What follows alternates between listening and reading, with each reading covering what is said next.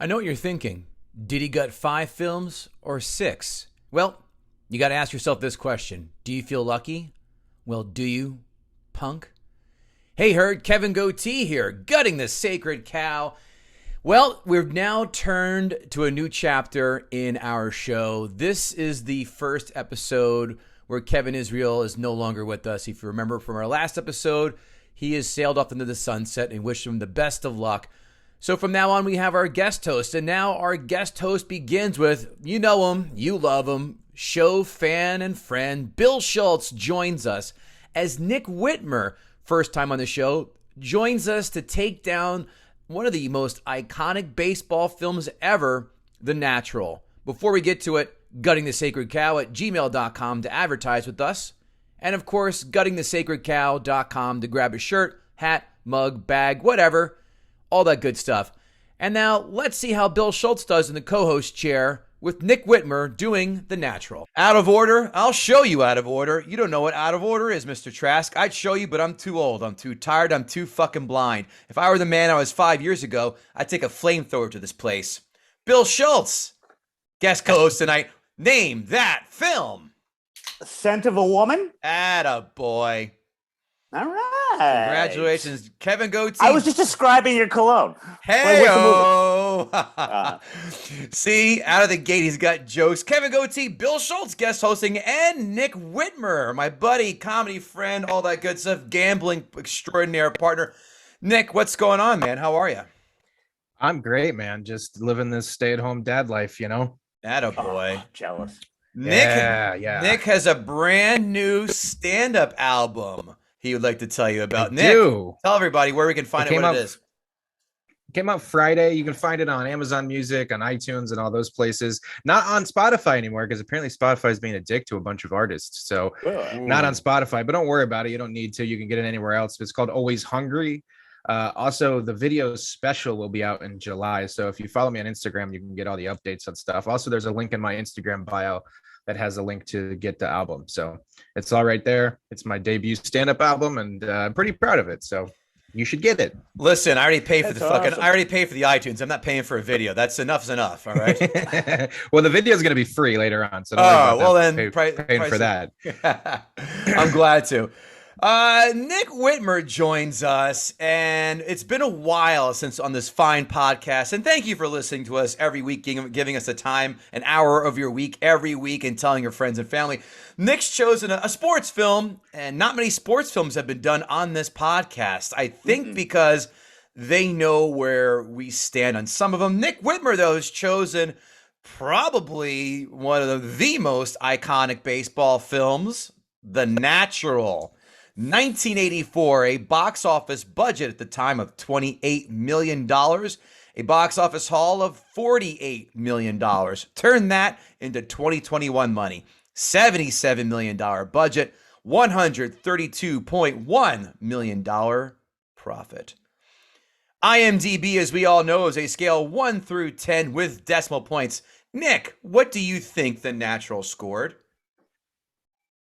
Probably 7.3, 7.4. Well, listen, you're half pregnant, you're pregnant, or you're not. Which is it? 7.3 or 7.4 or another number? Let's go 3. 7.3. Bill Schulz. I'm going to go solid 8. One of you has just won both showcases. Nick Whitmer with 7.4. I never get those. Feel cheating. Feel free to put your hand in my pick 7.4. Well, that I won still. But. Well, you feel free to put your hand in my pocket and get $500 out of my pocket, and I'll spank you with my long ass microphone. A Rotten Tomatoes score, if you will, Bill Schulz. Critics 1 through 100, as you very well know. Critics score of The Natural. Hit me, baby, one more time. 75. Nick Whitmer. I'm going to say that, like, if you're a movie critic, there's no way you didn't see what I saw. And I'm thinking you probably, like, hated it as much as I did. So I'm going to say 66. 83. Ah, really? Nick, starting with you, what do you think the audience gave The Natural? Oh, see, this is like every fucking 5-year-old boy saw this movie and loved it, and then they think it's still a good movie when they're an adult. So probably like 92. Bill Schulz. Oh boy. All right, I'm gonna say 91 because I like winning and it gives me a big wide berth. Why don't you, could you do me a favor, Bill? Could you put that cigarette in your missing tooth and just let it sit there, and that way you have to keep going back and forth? You promised me there would be enough CGI to cover up the tooth thing. Put the white in this before you broadcast it. I appreciate you and your never-ending devotion to the craft for your audition for Timmy the Tooth, but this is a whole new level. Bill Schulz. I'm dressed period style. I'll let that one slide. Sorry, I'm getting QQ again. What, Bill, you said 91. Nick, what was your number? 93. I probably should have went too high. I probably went way too high, but 88. Yeah, all right. Yeah. Quotes, the best there is, the best there was, the best I ever will be. Next one. The ball is as dry as your granddaddy's scalp. By the way, a lot of these sayings could easily pass for Dr. Seuss lines. Something you could put like a bunch of words, mix them together, and they all make about as much sense as shit like that. Like, that woman makes about as much sense as a pitcher of lemonade on a choo-choo track. Like, these 20s and 30s times. Not a fan. It was a different time. And Bill, this one up your alley. Losing is as contagious as syphilis. But I feel like I won by getting syphilis because it means I just fuck a lot. I was talking about the White Sox, but fair enough. Oh, all right. Any quotes jump out at you, fair guest, Nick Whitmer? Ah, man, that every time that dude was talking to a girl, he's like, I want people to look at me and say, oh, that's Roy Hobbs, the best there ever was, all the time. He's like, that was his line with all these women that apparently he got shot by and didn't bang, except the one time when he did, but we didn't see it, and then he's had a kid. I don't know. Spoiler! Sounds pretty terrible to me, but Hey-o. Bill Schulz, any quotes from you? The one that always resonated with me was some mistakes you never stop paying for. And that really cuts like a knife. I think the most problematic one is when he's answering a young fan as to how you make it in the big leagues. And he says, you have to have a lot of little boy in you, which was, I felt problematic. But, and then finally, this is a very anti-media movie. The subtexts are, and when this is every athlete, failed or otherwise, lived by this one, where he talks to Robert Duvall and says, and asks him, did you ever play baseball? And of course Duvall says no. Nope. And he goes, I thought so. And yeah, there's a big market for people being happy about that one. You hear that, Tim Kirkchin? By the way, that first quote for Bill stood out for a certain old flaying. There's more where she came from. I know the one that you always discuss with me. Okay. Yes, she has very Basinger qualities. That one. 5 fun facts. The bat that Bat Boy Bobby Savoy gives Roy is called the Savoy Special. The Savoy Special was a brand of beer in the 30s and was made by the United States Brewing Company. That bat is now part of the collection at the National Baseball Hall of Fame Museum in Cooperstown. I must have skipped right past that, along with Roy Hobbs' jacket and an exhibit titled Baseball and the Movies. Interesting. I would add that even though he supposedly hit his winning home run with the Savoy Special, Robert Redford insisted on actually doing it with Wonder Boy, which of course in reality wasn't actually smashed in the movie. So that hit was done by Wonder Boy. Hobbs, number 2, breaking the scoreboard. No one cares. It was cute. It's not like he really hit a home run. It was in the script. Like, he probably hit a liner that they made it look like it was a home run. So if he really hit a home run, I might be a little impressed. But there's no way he had. No. Why do you hate America? Why do you hate America, Nick? If why does he get to have that? Why does he get to have this? Sorry. Yeah. Listen, if Pedro Serrano can do it in fucking real time for the Indians in Major League, why can't Robert Redford? Hobbs breaking the scoreboard clock with a home run was inspired by Bama Roll of the Boston Braves doubling off Ebbets Field's scoreboard clock on May 30th, 1946, showering Dixie Walker with glass, though being promised a free watch by Bulova for hitting the company's scoreboard sign.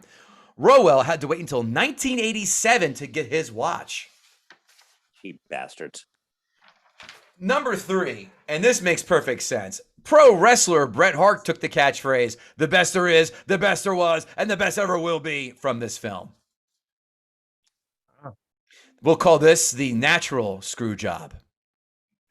Wow. Wow. In the continuing, these motherfuckers have too much time, 2001, Bill Simmons' ESPN magazine compiled Roy Hobbs' rookie season stats, taking cues from the movie. Boy, it's amazing that someone can get vagina with this kind of dedication. His line, no kidding. His line would have looked something like this: 115 games played, 400 at-bats, 92 runs, 140 hits, 44 homers, 106 RBIs, 350 batting average, striking out 85 times and walking 75. That's very Frank Thomas in his heyday. Mm-hmm. Without the steroids.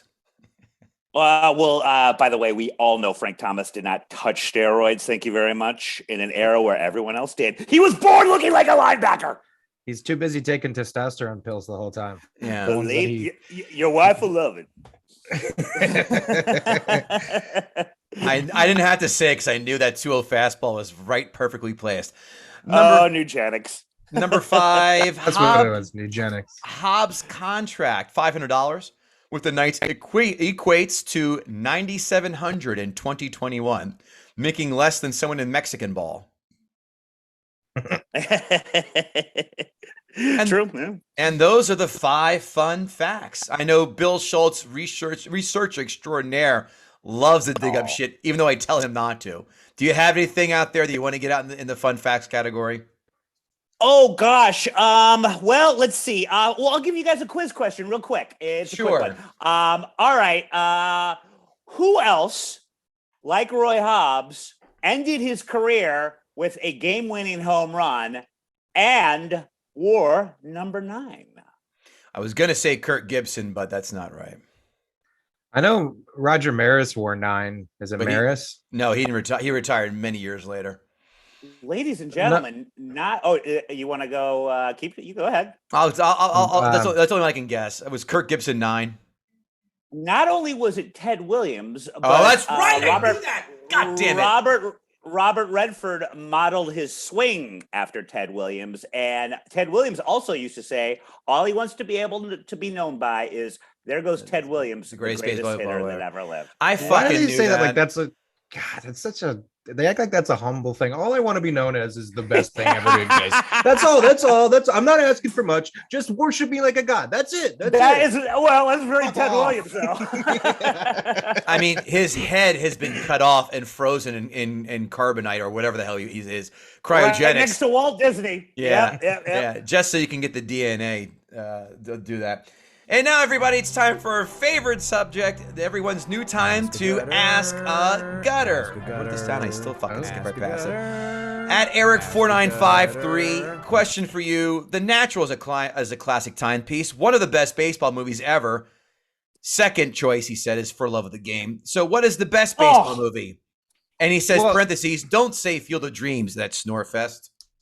Field of Dreams is great and way better than The Natural. I mean, to be fair, I think Mr. 3000 is better than The Natural, but that's not because it's a good movie. It's just because The Natural is so terrible. I think Bull Durham Bull Durham is my favorite baseball movie. It's definitely one of the best. I think the first Major League is up there too. I think For Love of the Game has some of the best baseball in movies with first of all, Kevin Costner was throwing gas. Like he was actually throwing like 85.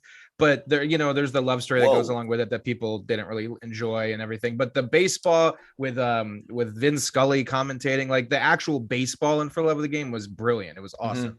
Mm-hmm. Very anti-Yankee, very anti-Yankee, that film. Yeah. I mean, sometimes you got to be, No, you don't. All the time you got to be. All the time you got to be. Eat a dick, Alex Fernandez. I would say the 3 that I enjoy going back to the most are Bull Durham, For Love of the Game, Field of Dreams, and Major League. No one said Naked Gun in there, I saw. Okay. Just kidding. Bill, give me your Moneyball's good too, actually. I always forget about Moneyball. Yeah, you know why? I'll tell you why you should forget about fucking Moneyball, because they didn't report on the most important factor of that film. What is that? Bill Schulz, do you know the answer why I hate this film, Moneyball? Jonah Hill was played by 5 people, but he was fat enough to do that. Or no, he was playing. because they forgot to omit one little fact. The A's were not successful because they got a bunch of guys who could walk and get on base. They won all those games because they had 1, 2, 3, 4 starting fucking pitchers who won 20 games each. Hudson, Mulder, Zito, and I forgot the other one. 4 starting pitchers that was who were beasts. And they didn't say one word on how great they are. They made it sound like David Justice and Scott Hatterberg and all these other dildos were the reason they were able to cobble that win streak together and then get picked up by the Yankees in 2001. Thank you very much. I was there.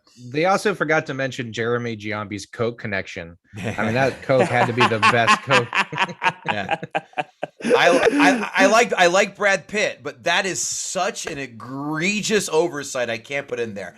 That is an excellent point. I was more of a fan of the Michael Lewis book than the movie, I guess. But yeah, when you have 4 beasts like that, you have a pretty good chance, even with a terrible lineup. That's 80 games. That's 80 games. Christ. Yeah. I have to say, Major League. I also have to say Field of Dreams. I don't give a shit with anybody. That's goddamn classic. It's a great movie. And I can argue, and I know Bill Schulz is going to fucking blow a load. 8 Men Out has to be part of the conversation, at least top 5. That was 61. One of mine. 61. 61's great. I'll get to. I do my top 10 later on. 61. I hate the Yankees, as Kev well knows. 61's great. 61 is one of my all-timers. Absolutely. Yeah. I have to put that on there too. And I like For Love of the Game. By the way, what amazing casting in 61. What's his name that played Mantle?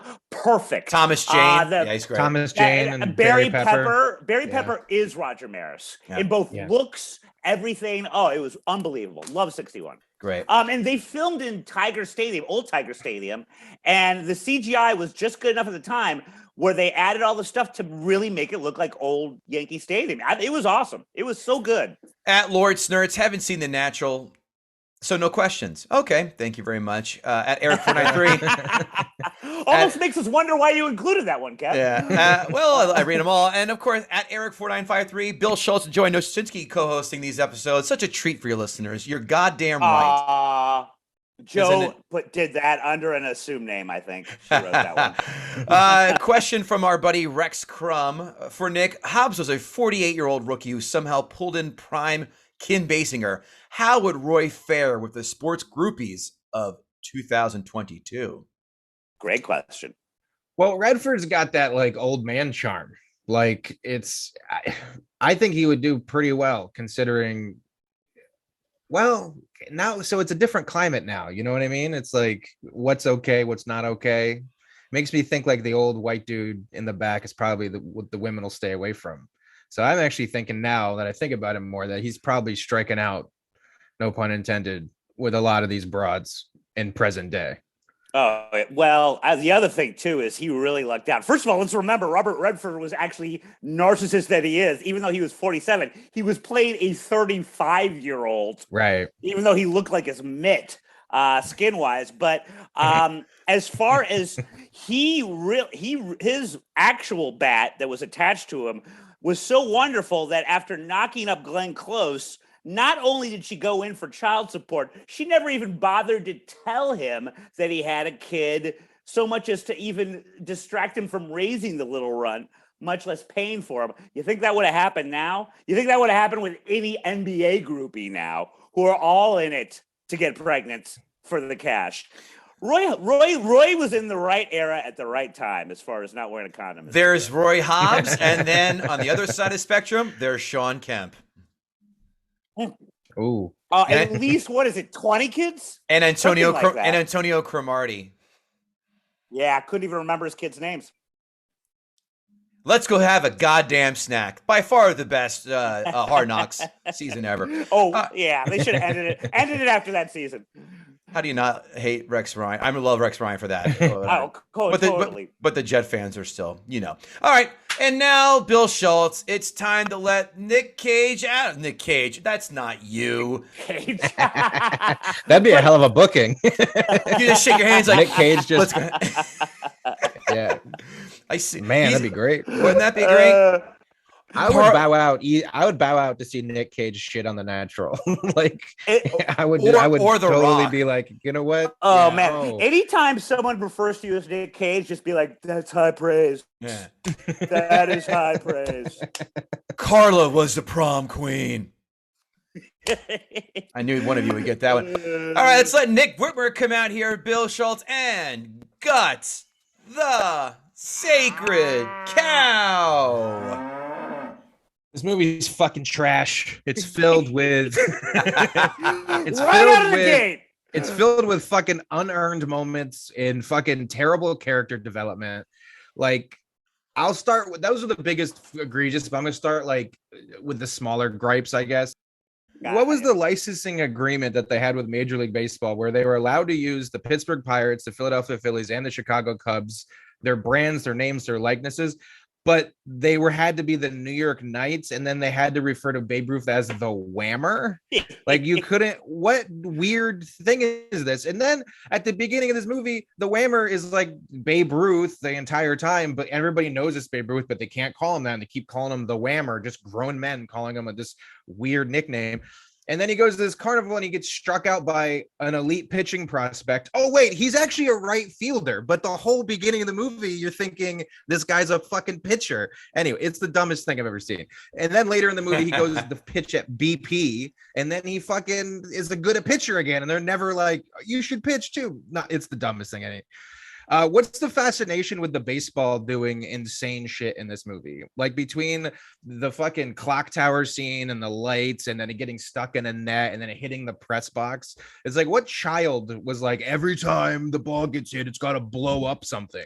Like, he's just doing damage to every stadium he's in. It's the most unbelievable shit I've ever seen. Going with the character development.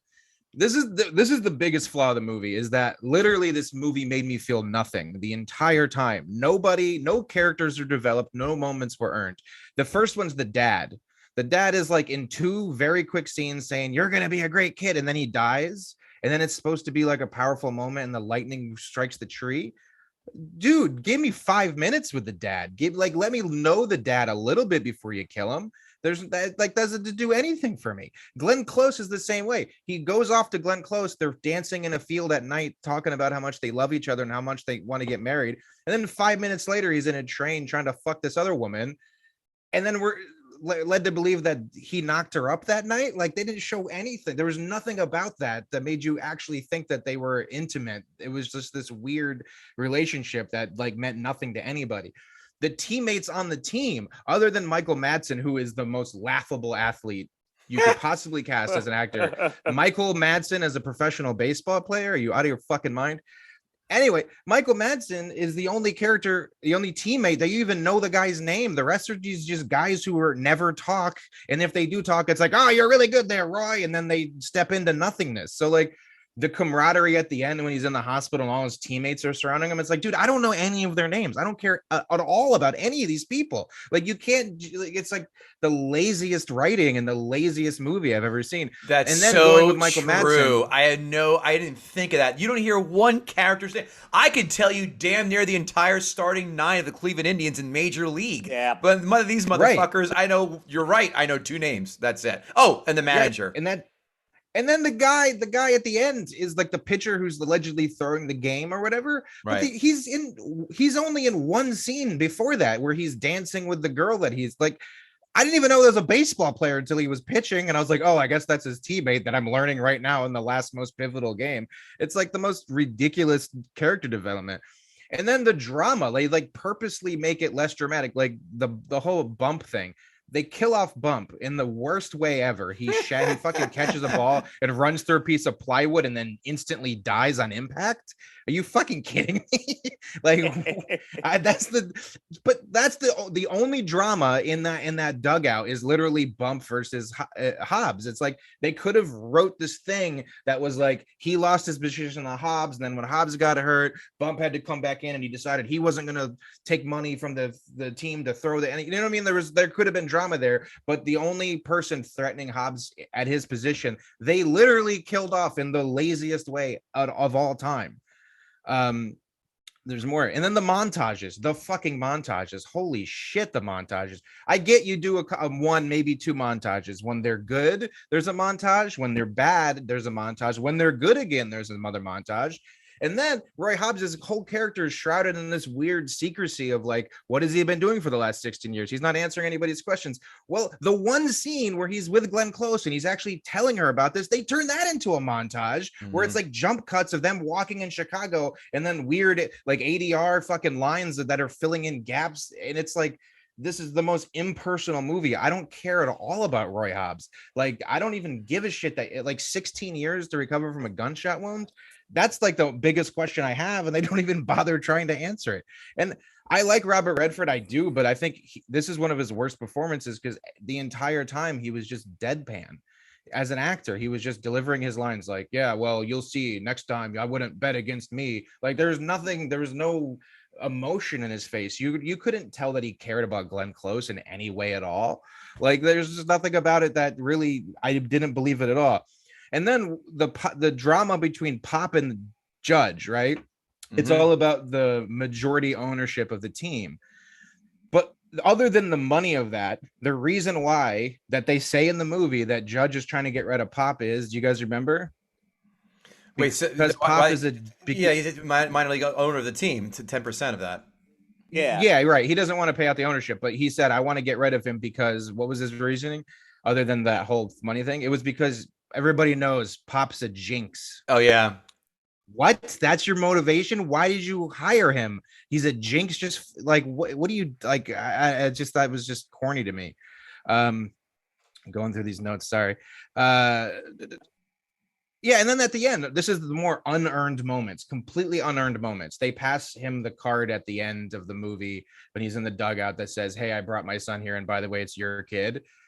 Like they haven't even showed the kid on screen yet, and I'm supposed to give a shit that he has a kid, even though it was so obvious when she told him that he had a kid in New York. She had a son and her dad lives in New York, that it was him. It was the most obvious thing. I don't even know if they were trying to hide that or not, so I'm not going to criticize them for that.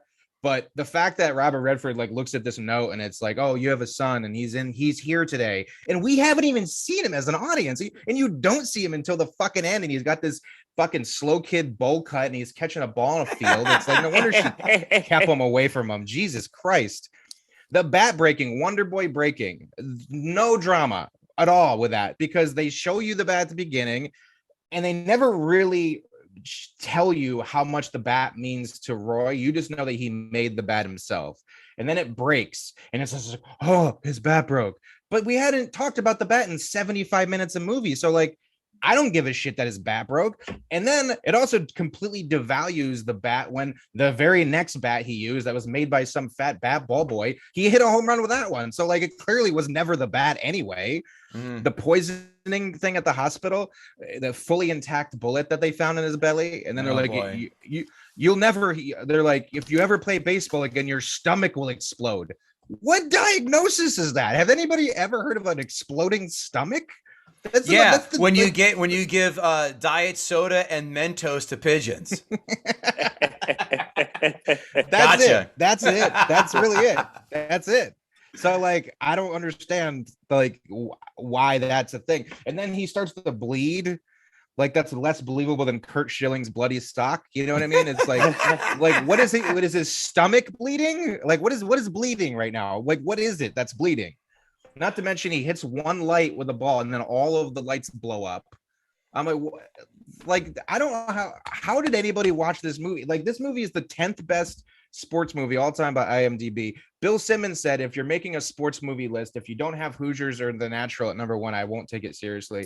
Where does the respect for this movie come from? This movie is like like I said, you had to have watched it when you were an 8-year-old boy who just loved fucking home runs and loved no drama. And then you just like it still because you watched it when you were a boy. But if you ever revisit this movie with any type of critical eye, like it's just filled with so many terrible flaws that make you just go, I don't know or like any of these characters. Why am I even watching this fucking movie? Bill is like he's watching a traffic accident unfold in front of his very eyes in slow-mo, the look on his face. Forget about that Redford quote about regrets. This is cutting like a knife. This is cutting like a knife. Is that it, Nick, or you have more? I might have more. I just have notes, but now that I feel like I finished the rant, so I don't want to try to find. All right. Other A good rant. Give me a number. It's hard to argue. Give me a number 1 to 10. In terms of what I think the movie is. Yes. Probably like a 4. 4. Okay. Good amount of hatred. These notes sponsored by guttingthesacredcow.com. Come on over, get some merch, hat, bags, merch, cups, cell phone holders, you name it, and guttingthesacredcow@gmail.com if you want to advertise with us or just to stop by and say hi. Going back real quick to that shot at the end when he's in the hospital and all his teammates are visiting. Yeah. You can tell by the way Levinson framed that shot that he didn't have any intention in developing any of the other characters. Because if you watch that scene again, it's literally like a mid shot, and mostly what you see is Robert Redford laying in a hospital bed holding a newspaper, and then you just see like arms and torsos and shoulders of other baseball players. They don't even show their fucking face, dude. Right. It's like it could have just been cardboard cutouts playing the characters, like the supporting ball players. Puppets. Notes. Roy Hobbs should have propped up his dead dad in that tree to see if the lightning strike could bring him back to life. Oh, how dare you. The Whammer, listen, you'd have to be fucking cross-eyed and with 8 versions of Down syndrome to not know the parallel between him and Babe Ruth. There is zero subtlety in a million different ways of this film. Here's number 1. Mm-hmm. Number 2, but here's the funny part. They didn't show the part where Whammer and Hobbs double team one of the Carney folk. Why? Harriet Bird is Barbara Hershey's character. Harriet Bird. So Bird must be the word. That's what they say. Barbara Hershey's goal is to kill the best in the sport. So if she were alive today, LeBron James would be very safe. Oh. Mm-hmm. Holy shit. If only she were alive today, she would have saved me from at least 3 Tom Brady Super Bowls. I've made money on all but one of those Super Bowls, except for, of course, the Eagles where I lost it. And, of course, with the Giants. Holy shit, it's Mr. Blue from Reservoir Dogs and the hitman who ate rat poison in Dumb and Dumber. We got ourselves a ball game here, kids.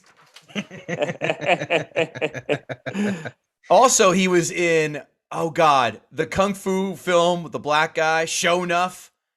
What was that? It's so bad. I never saw that one. Oh, yes, you did. The black guy. Show Enough? No. He says Show Enough.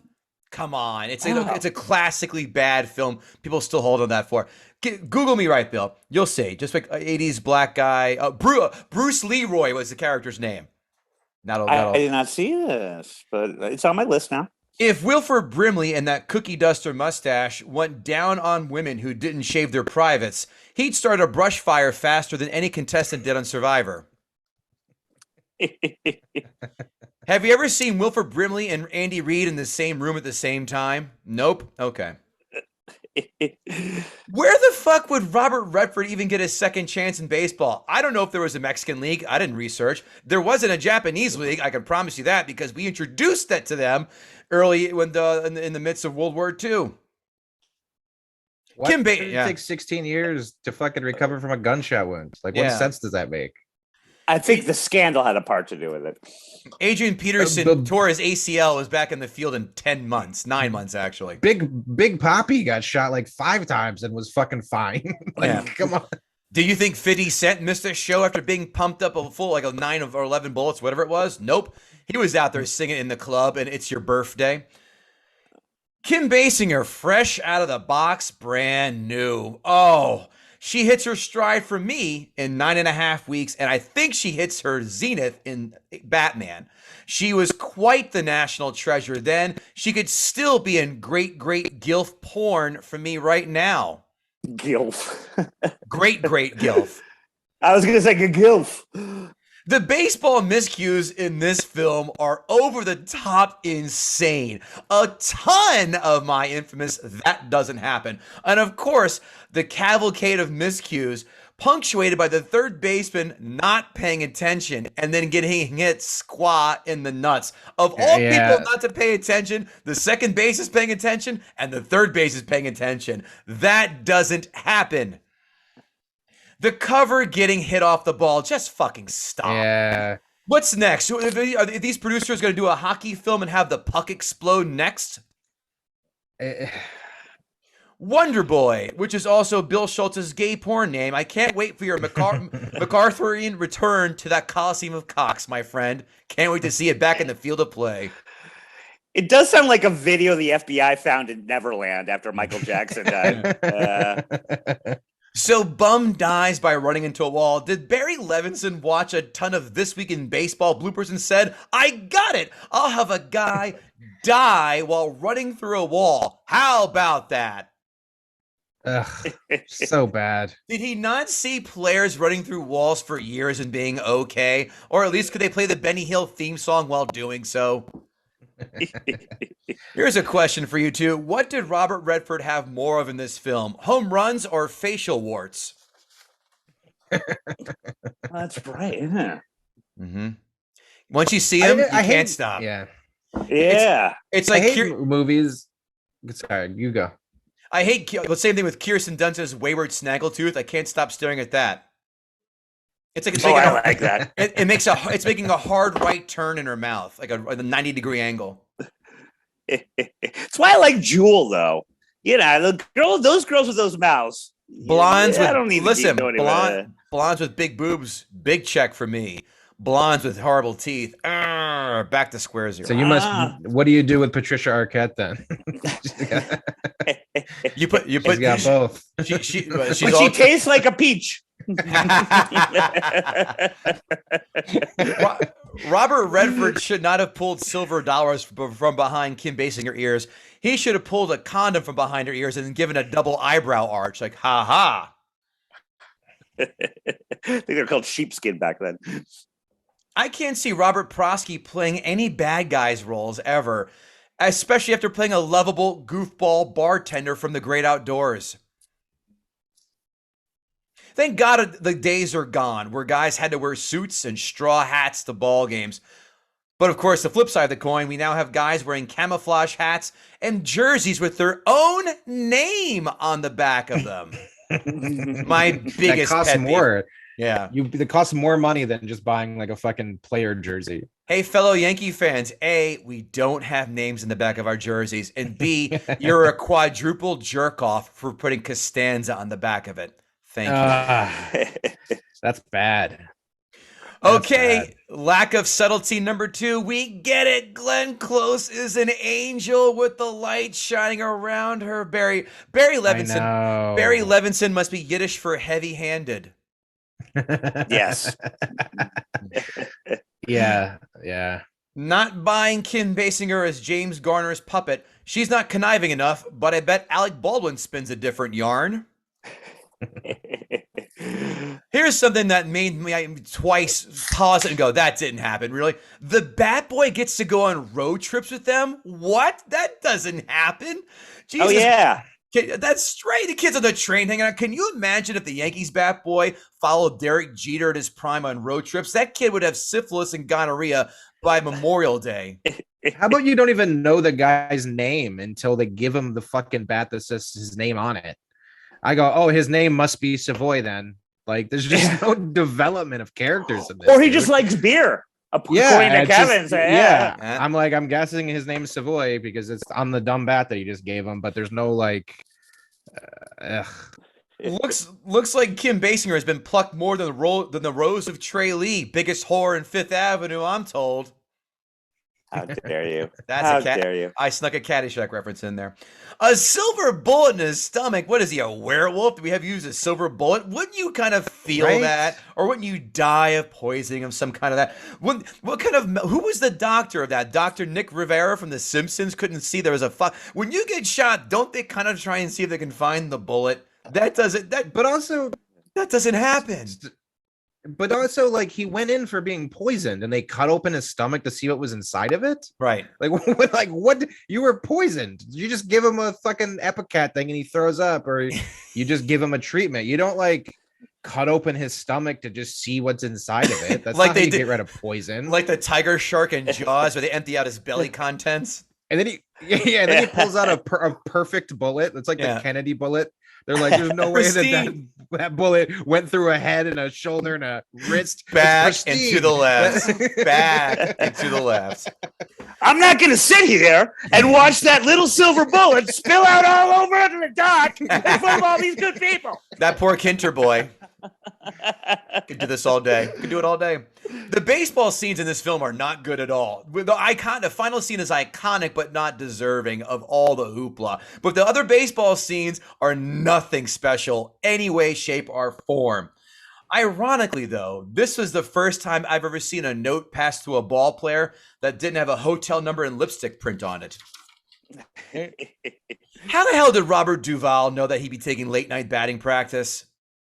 Right. And he shows up with a fucking camera. He's in this stadium that's locked down at night. And it just so happens, here comes fucking Hobbs. Shut up. And now Robert Redford, Roy Hobbs, is able, who's been in the hospital now for a period of time, is able to perfectly aim a ball. By the way, if you watched Launch Angle like I did, that was a foul ball by a mile. But of course, it comes off the bat. It almost hits Robert Duvall, not once, but twice. A guy who's been off his feet and off swinging for a week is able to perfectly place it like the goddamn Black Widow pool shark herself, Jeanette Lee. Get the fuck out. That doesn't happen. Speaking of more of that doesn't happen, let's add shattering the press box window to our list of exaggerated horseshit moments. Now, I was at Aaron Judge's first game where he hit a home run. It went off the Mohegan Sun windows in center field, and guess what? Nary a scratch. This ball was fouled backward at a maximum rate of 75 miles an hour, but it's Redford at $175, but not Aaron Judge, who's 275. But he pierces the glass with that foul ball. Blow me. And not only that, it's like while he's writing an angry cartoon about him, like it's just so fucking dumb. It's just, you see that moment, you're like, that's dumb. Like that's not cool. That's not funny. It's just dumb. Right. So the kid gives him his bat, which apparently happens to be Major League Baseball regulated because they tested his bat. And of course, it's laying in front of him in the on-deck circle or wherever they had all the bats. And of course, he smashes the game-winning home run with that bat, with that same lightning bolt. Oh, vomit. By the way, I didn't know this. I'm no chemistry major or any kind of electrical engineer. I didn't know if you shoot one light bulb out, the entire stadium's lighting system explodes. Yeah, I have seen less sparks at a Motley Crue concert while standing at a bunch of iron workers welding. Are you kidding me? And everyone's frolicking around the field. They'd be ducking their head to not get any embers in their eyes. But no, it's like it's like Whitesnake videos being filmed out in right center field. Shut up. This movie has way too many over-the-top scenes. This is more of a fairy tale than a baseball movie. Right? I completely agree with your Hallmark movie assessment. That's spot on. And I get it. This is going to be hypocritical for me to say, as I said before, I love Field of Dreams, and it has ghosts as a main theme. But it's not like the ghosts come in and grab the ball midair or shake the bats or de-pants the batter on the box. It's a theme. They just let it go. This film keeps bashing you over your head with a bunch of bullshit that doesn't happen moments in sports. And I will tally away a bandwagon myself. Bandwagon. I'm going to jump aboard your bandwagon. The character development is piss poor. The secondary characters should know none of them. Any of the teammates' name. That's shocking. The story is okay. It's okay. I would have preferred a little backstory about how he got shot, but they wanted to keep that under wraps, keep it mysterious. But the that doesn't happen moments completely take me out of this film. The baseball scenes I said before are piss poor. I don't hate this film, but this gloriously fails the remote test. Remote test, of course, if you stumble upon it at any point while watching on cable, do you drop the remote and continue watching? No chance. I own this because I bought it for $5 a while ago. Oh, that's cool. The Natural for $5. I'm never going to watch this again. This is not even my top 10 baseball film list. Major League, Field of Dreams, 8 Men Out, Cobb, Little Big League. Cobb is excellent. You're so wrong. It's so good. Little Big League, The Rookie, because at least it's true to form, 42, Sandlot, 61, and For Love of the Game in no particular order. That's the roundup. And my score, boy, Nick Whitmer, you and I are simpatico because I actually did something that I don't often do. Bill Schulz, you know what's going to come next. I dropped my score for this for now because your argument, 4.5 out of 10 from a 5. Never by the way, and I saw this as a kid and I wasn't impressed. I go, hits a bat with a lightning bolt, breaks a light, cool. What about the rest of it? Not much. As a kid, I said that, so I will stand firmly in that camp. Good Bill for Schulz, thank you, sir. Bill Schulz, the floor is yours, pal. Well, this will not shock you guys that when we're talking about The Natural, it all comes back to Chicago. The character of Roy Hobbs was based on two people. Eddie Wencus, who was a real Chicago Cub that got shot by his stalker because he made the cardinal sin of being traded to the Phillies. Comes back to play in Wrigley Field. She sends him a note. He goes into her hotel room. He doesn't know who she is. She shoots him with a rifle. And then unlike Barbara Hershey, she continues to live until she's 83, never even went to jail. Eddie never really pressed charges. She went to a mental thing. And then, of course, the other Chicagoan that this character is based on, Shoeless Joe Jackson. So much is it based on Shoeless Joe Jackson with the gambling and the taking and what have you. In the novel, of course, Roy Hobbs strikes out. And a kid actually says in the novel, "Say it ain't so, Roy. Say it ain't so." That is where the arguments about reality or that doesn't happen end. You guys, it's not like a fairy tale. This is a fairy tale. And it strikes me as very interesting that you both love Field of Dreams, and yet you're also in the same sentence, as you kind of touched on, Kev, criticizing this movie for all of the over-the-top. This whole thing is based on a Arthurian legend from Pop Fisher, who is the Fisher King, right on up to Roy Hobbs, who is King Arthur himself, Sir Percival a little bit, but it's basically based on that legend, the women as well. The symbolism is, as you mentioned, over the goddamn top. I remember watching as a kid and thinking my dad was a genius for showing me that all the good people were in white and all the bad people were in black. I thought Dad was a genius. Then I got to about 7 and I realized, oh, anyone can see that. But the actual unspoken symbolism in this movie is, I think we'll call them pinks, P-I-N-X, pussy jinx or unlucky fuckies. And it's really what a vagina can do to an otherwise pure soul like Roy Hobbs. He wasn't that pure in the book. Whether it be Kim Basinger or Barbara Hershey versus Magical Wood. And it wasn't just Wonder Boy. And it wasn't just Savoy Special. It was that goddamn wall made of wood that immediately killed Bump, who was a bump on Roy's log. The wood is the real winner in this movie. The other issue, of course, is age. We discussed when we destroyed Superman, the movie, how stupid it was for them to cast a younger Christopher Reeve when Christopher Reeve was like 27 at the time. And everybody played an 18-year-old who was 27 then anyway. And they cast it with a guy that was a year younger than Christopher Reeves. And he was just skinnier. And that was it. That didn't work. In this movie, it was so stupid to cast Robert Redford as both an 18-year-old, and boy, they were pushing it when then all of a sudden he was 35, when he was 47. That is why the light is so soft throughout the movie, but particularly in the early scenes. And the light versus dark is throughout. And that is a theme, except from the beginning, when Glenn Close and Robert Redford, both of whom are way too old to be playing who they're playing at 18 respectively, are basically shot in a closet with a screen over it in every scene because they didn't have the CGI that so helps de-age Marvel characters. And apparently Indiana Jones in the next one that I will not see. I'll probably see it. That age thing always struck me as interesting. Wilford Brimley being not 2 years older than Robert Redford at that movie, both of them being about 2 years older than me right now, is gut punching. But Wilford Brimley in and of himself and that age is still always a mind blower. But the movie is indeed a fairy tale. And all of these illogical things that happen, all of these things that you say would never happen, that's valid if we were to talk about a Bull Durham, if we were to talk about an 8-man out. Hell, even Major League bowed to a lot of the realisms of baseball, but this is a fairy tale. God bless Ray Liotta. R.I.P. Ray Liotta. A great quote he once said is that he always felt bad, getting back to Shoeless Joe, that he never learned how to bat left-handed because that's what Shoeless Joe did. And a lot of fans would come up to him and say, I love Field of Dreams, but I can't believe that you didn't learn how to bat left-handed. And he would finally tell them, he's like, yeah, I know Shoeless Joe was left-handed or wasn't right-handed, but he also wasn't a ghost that came back on a cornfield in Iowa. That is the kind of arguments you guys are giving me. And well done, Ray Liotta, for seeing the forest with the magical wood for the trees. Casting-wise, even though it was the Whammer, but again, fairy tale, many people far more brilliant than me, Bob Costas being one of them, I still maintain he's one of the best interviewers that ever lived, said that is the best cast of Babe Ruth ever. I am one to agree. I don't have his name in front of me, but Joe Don Baker, also in some of the Bond films. You're welcome. Yes, absolutely. Darren McGavin as Gus was great. Wasn't he also the dad in Gremlins? Yes. Wait a second, though. If he was, he aged horribly between that and a year later Gremlins, but you might be right.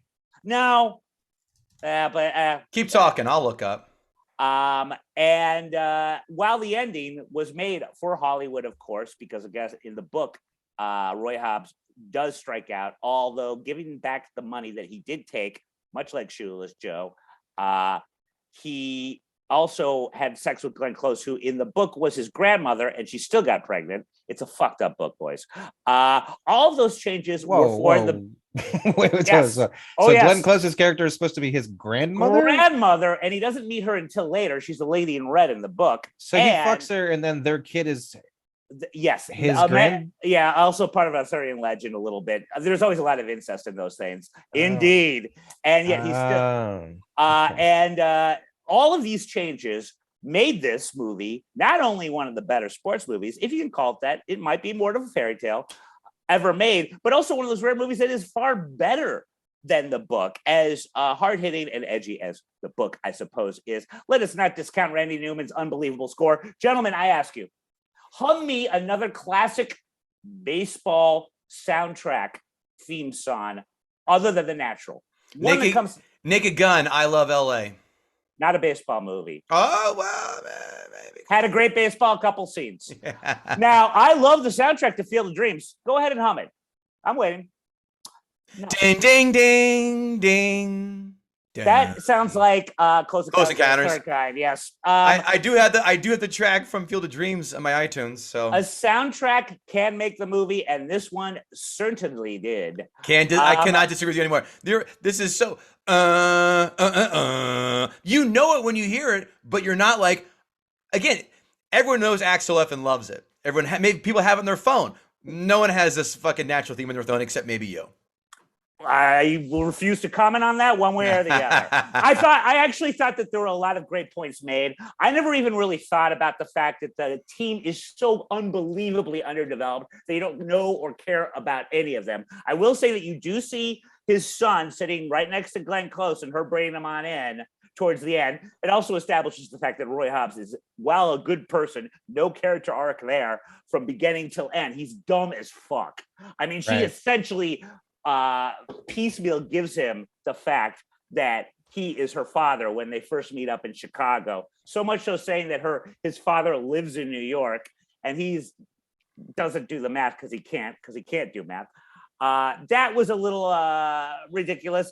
The character development of the team, yes, was very shoddy.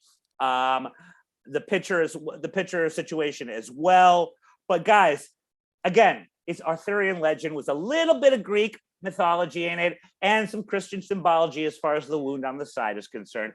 This is less a sports movie, much more a fairy tale, as is your beloved Field of Dreams.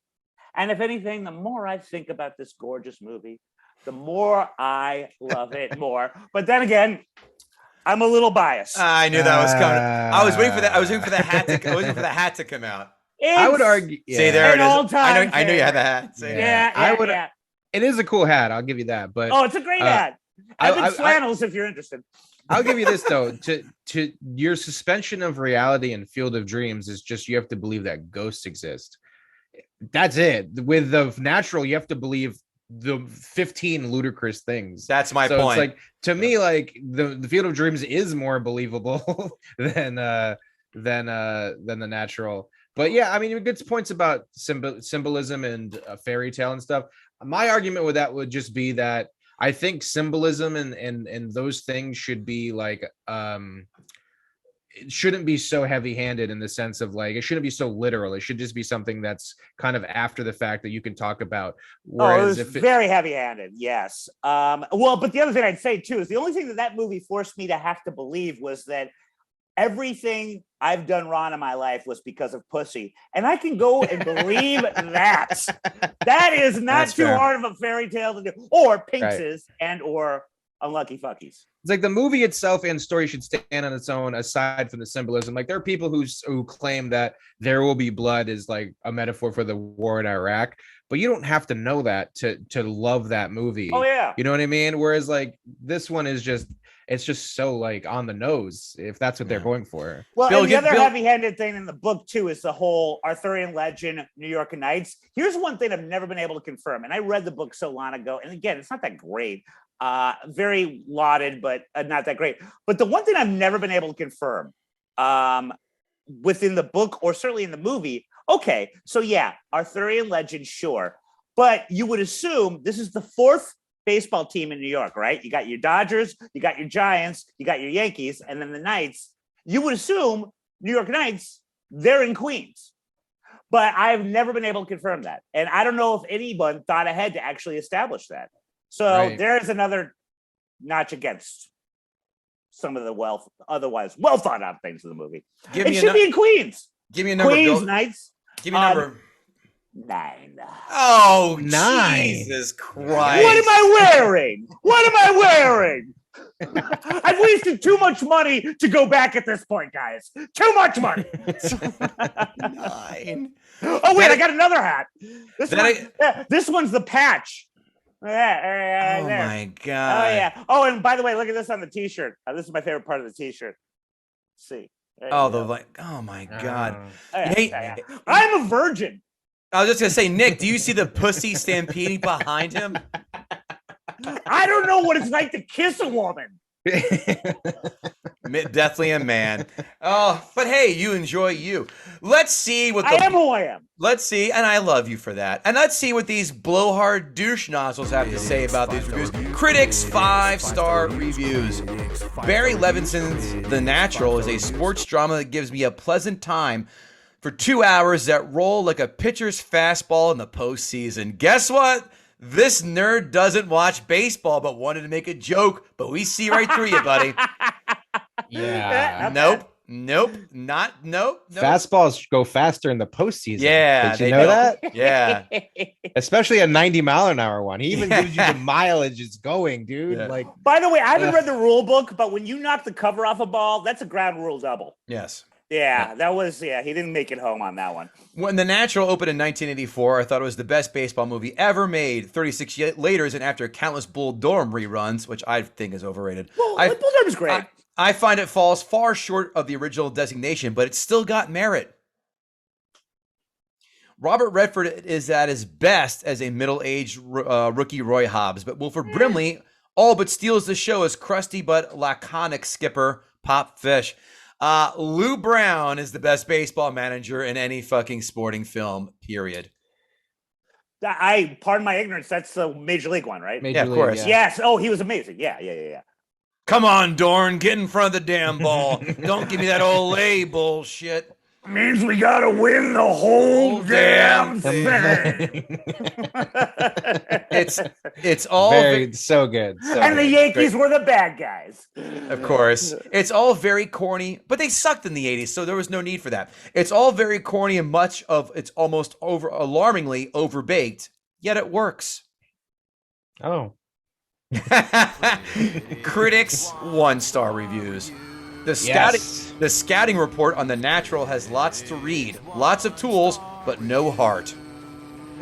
Finally, a critic that makes a relevant baseball joke. Yeah. Okay. The script is one shockingly drab line after another, and nothing into the expensive 1930s period design can cover up the shabbiness of the movie making. Robert Redford isn't playing a 1930s baseball hero. He's playing an instrument of God. No. The message is baseball is purely and simply a matter of divine intervention. At about the 130-minute mark, I got the idea that God's only begotten son was playing right field for the New York team. What? Jammed with cliches, The Natural never misses a chance to manipulate the audience. Into what? I was gonna say, I like they're cliches. I'm with you. What are we being manipulated? Their to? magic lightning bat dogma. I wanted to follow that. The saccharine-esque feelings. Yeah. Amazon 5-star reviews. There is a certain demographic that, thanks to today's identity politics, may have more difficulty finding good stories like this to which they can relate. This film may be particularly inspirational to people who feel like their lives didn't turn out the way they had hoped and have trouble seeing the silver lining. I wouldn't be surprised if this film is eventually rebooted at some point with countless revisions to make it conform to the political ideology rampant in today's Hollywood. But this is one of the main reasons that I find myself going back to watch these films that I love one more time before they get ruined or become difficult to find in their original form. That's basically like trying to tell you that he hates queers, but like doesn't want to say that. You know, like what is what is that? Yeah. What is he saying, dude? In the reboot, there's gonna be a gay second baseman. Yeah. Turn two. Don't mind if I do. An inspiring story of lost dreams, redemption in a pursuit of a dream, and finding something you never knew you lost. A classic in the vein of Field of Dreams, of warm summer days, Lemonade, and watching or listening to America's favorite pastime with the now mostly forgotten legends of days gone by. Is someone sitting with their feet or toes in the waters of Lake Wobegon? Casey Kasem should have read that. Yeah. This little girl lost her dog at the age of 12. Here's number 47, Salt and Peppers. Push it. Well, if Lake Wobegon was a fantastic strain of weed, that comment that he made would have made sense. Great name for a gay bar, too, by the way, since we're on the theme. Oh, yeah. Blobegon. I don't care for baseball, never have. Truth be told, I would rather watch a meaningless preseason football game than Game 7 of the World Series. Stop it. I've even tried watching in person, but the game still feels about as dull as watching grass grow. That said, it is ironic that this is my all-time favorite sports movie. Guess who's not taking this asshole seriously? Yeah, right? And you, Nick. And I think there is an argument to be made that in a weird, obviously, it has to be put in the sports movie category because it's about baseball. But there is an argument to be made that it isn't a sports movie. So in a weird way, Is The Rookie with Brendan Fraser still a sports movie? I never saw that because Yankees it's terrible. And Brendan Fraser. Yeah. He's in Japan for 80% of the film. I don't know why you're Yankee hatred. Did they, real quick, we touched on it before, but did they ever explain why he was a right fielder, not a pitcher, when you're led to believe he was a pitcher? Was that in the book? It's a great question, and that pissed me out. And it's not in the book, and he I think it's an easy answer. It's an easy answer. How many, besides Nolan Ryan or Phil Niekro, who threw a spitter, how many 40-some-year-old pitchers are there out there? Not many. But that's the thing, though. He pitches in BP, and they're like, he throws the ball to the net, and they're like, oh my God, this guy can pitch too. Like, yeah. And Nick, to your point, you know who the real natural is Robert Duvall. Okay, this guy is such a Renaissance sports journalist. He is a writer, a sports photographer, and the best sports cartoonist that ever lived. Now, having said all that, he didn't put 2 and 2 that Roy was that pitcher until Roy had 82 pitches the ball that goes right through the net. The net, and then all of a sudden he's like, stupid. Oh yeah. That part, even though you don't need logic in this movie, that part was really pushing it. Yeah. Eat shit, Bill Gallo. That's what I've learned from that last segment. Nice cut. Daily News, right? Not the Post. It's Bill Gallo. I believe so. I think it's Daily News. Yeah. Amazon. I'm sorry, I missed one. I am an avid baseball fan, and I watched this movie when I was 8 years old. After that day, I never wore another number but 9. Even if I had to trade, bargain, or trick someone, I always wore that number. When you watch this movie, all that you could do is dream that you could. That's the thing I'm pissed off about at Ebbett's Flannels. Otherwise, I'm giving them free plugs, and hopefully there'll be an advertiser for you soon. As far as my T-shirt is concerned, there's no 9 on the back. I got the lightning bolt, but I don't have the 9. Where's the 9? Well, you're pretty angry. I am. This costs a lot of money. Amazon 1-star reviews. Can I give Amazon a 0 for this? Glenn Close sounds like someone transgendered, and Robert Redford sounds like gosh knows what. I had to turn on close captions to determine what they were even saying. 0 stars to Amazon. Sign RuPaul. Yeah. Next one. The fielding, in quotes, portrayed in this movie is horribly unrealistic and closer to Angels in the Outfield. And closer to Angels in the Outfield than a movie that I can take seriously like 42. Not sure why people think this is a good movie. Ugh. Same. Terrible. Best, terrible. Ready for this one? Best sports classic movie ever. No. Well, the ironic part is it's an oddly worded sentence to begin with. Well, no, Yeah. this was it. These are the Amazon 1-stars, but they had that to write. Okay. Hence why I put it there.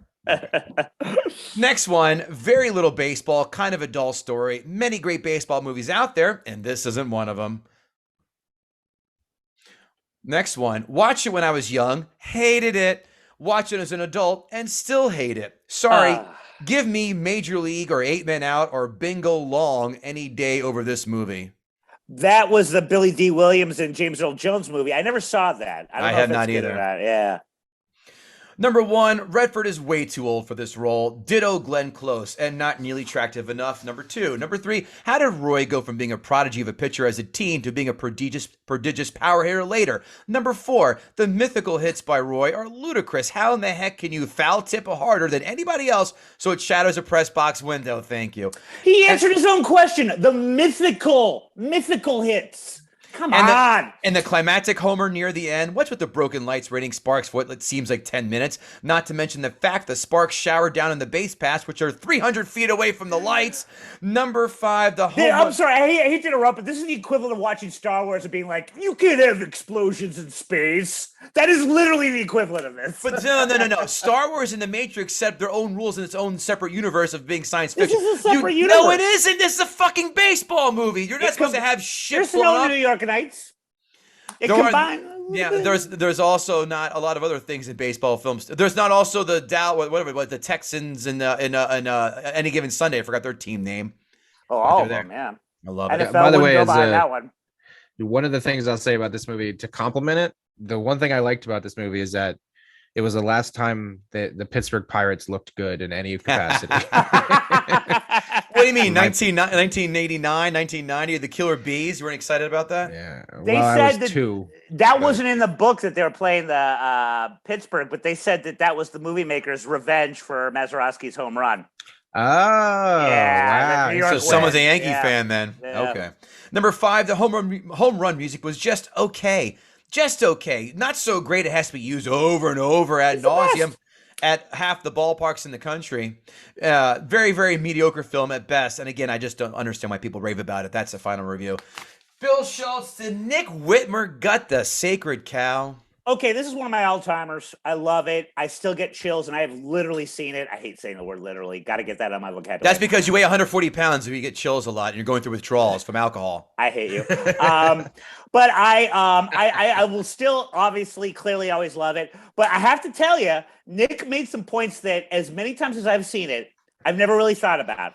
And so even though I still consider this a cherished movie, I will grudgingly say that in some brief, shining way, he gutted it a little bit. So yes. I'll take it. I disagree. I say he fully gutted this fucker. You're not going to get that out of me.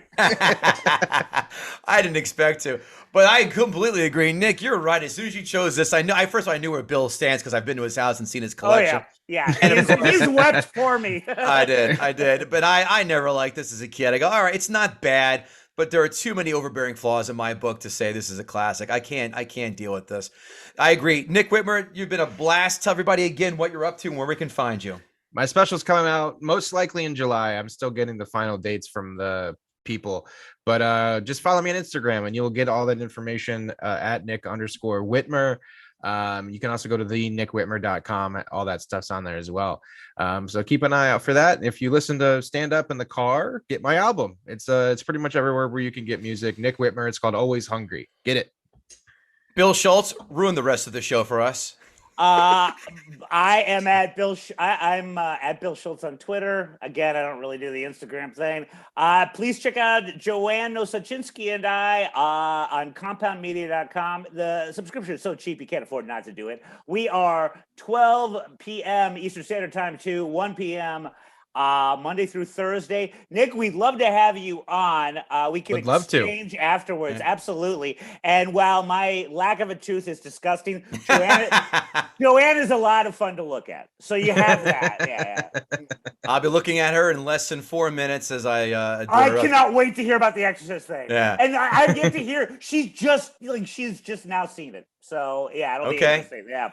KevinGoatee.com for all my shenanigans and tomfoolery. Look for us in the metaverse with this very fine show, as well as possibly other shows in the near future of mine that you've known to come and love. guttingthesacredcow.com, guttingthesacredcow@gmail.com. And God damn it, if you haven't written a 5-star rating, 2 or 3 sentence review about this very fine podcast and your platform of choice, shame on you. But like Jesus says, there's always time for redemption. And unlike the Penguins goalies, we can offer saves too. Motherfucker. if you have not done a 5-star review, you are fucking Barbara Hershey. Oh my Lord. Yeah. That we can all agree on. That we can all agree on. Kevin Goatee, special guest, Bill Schulz. Thanks, pal. It's a joy when you hang on. And Nick Whitmer, my pal. Congrats on the album. That's dope. I have it. I bought it, as I said, as I posted and screenshot to you just to prove it. Thank you for coming on our very podcast. Hey. Thank you guys for having me. It's so much fun, and you guys have a really good thing going here. It's really good. Thank you, sir. Idea. Appreciate it. All right, everyone. Take care. Later.